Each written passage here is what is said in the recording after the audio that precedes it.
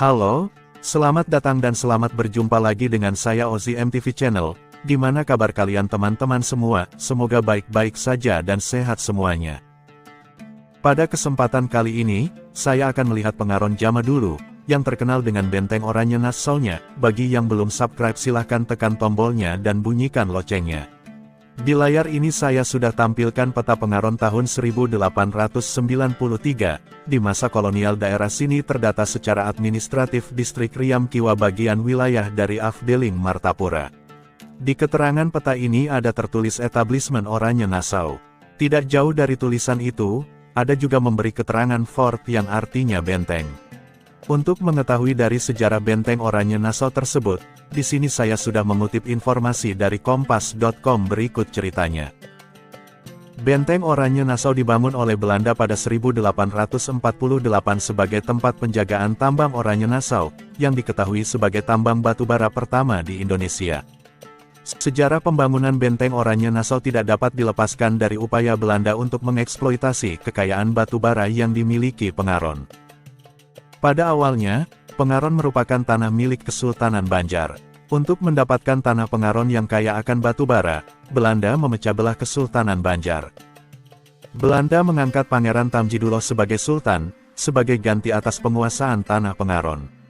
Belanda juga berjanji memberikan sejumlah harga kepada sultan, dari setiap batubara yang ditambang. Saking vitalnya kandungan batubara pengaron, Belanda membangun benteng khusus untuk menjaga wilayah pertambangannya. Lokasi benteng pun tidak jauh dari titik pertambangan.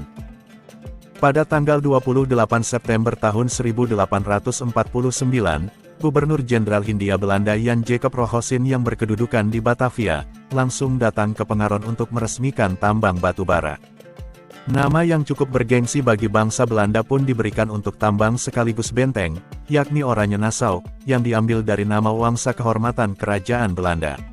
Penamaan tersebut menyiratkan bahwa batubara bernilai strategis, dari aspek ekonomi maupun politis. Tambang oranye Nassau dapat pula dipandang sebagai upaya mengangkat wibawa Belanda di antara negara-negara imperialis lain di eranya. Eksploitasi dari pengaron menghasilkan sekitar 10.000 ton batubara per tahun. Batubara inilah yang membuat kapal-kapal megah Belanda dan senjata mutakhir mereka saat itu dapat beroperasi. Tambang oranye Nassau di pengaron pun menjadi tonggak penting awal eksploitasi batu bara di Nusantara. Berdasarkan lukisan pada masa kolonial, di lokasi benteng oranye Nassau ada sebuah kompleks bangunan seperti rumah-rumah yang dikelilingi pagar tinggi. Benteng oranye Nassau dibangun dari beton dan batu yang kokoh. Di dalamnya terdapat lorong bawah tanah yang dipercaya dulunya tembus melintasi 3 desa, yakni Desa Benteng, Desa Maniapon, dan Desa Pengaron. Sebagai pelindung eksploitasi yang dilakukan Belanda atas kandungan batubara pengaron, benteng oranye Nassau tidak luput dari sasaran amuk masyarakat pada masa Perang Banjar. Kedudukan Belanda di pengaron serta pengangkatan Sultan Tamjidulo memicu ketidakpuasan rakyat, yang akhirnya bergabung dengan kelompok Pangeran Antasari. Sumber sejarah menyebut bahwa pengepungan atas benteng oranye Nassau merupakan tonggak awal Perang Banjar. Pada saat meletus Perang Banjar pada April tahun 1859, benteng ini dijaga oleh Kesatuan Militer Belanda di bawah Komandan Letnan Beckman. Di dalam benteng juga ada seorang dokter, 5 serdadu Eropa, dan 45 serdadu pribumi. Semasa perang, Pangeran Antasari merebut kembali tanah kesultanan dan sempat menutup benteng.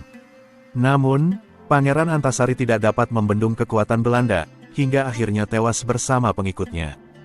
Belanda menguasai pertambangan pengaron hingga akhir kekuasaannya di Indonesia pada 1942. Kini, kondisi benteng oranye Nassau telah runtuh, tetapi setidaknya masih ada 2 perusahaan yang aktif bekerja di tambang. Oke, itulah sedikit cerita sejarah tentang benteng oranye Nassau yang saya ambil dari situs berita online kompas.com. Saya rasa, cukup sampai di sini dulu videonya. Terima kasih bagi yang sudah nonton, kita akan bertemu lagi di video yang lainnya. Wassalamualaikum warahmatullahi wabarakatuh.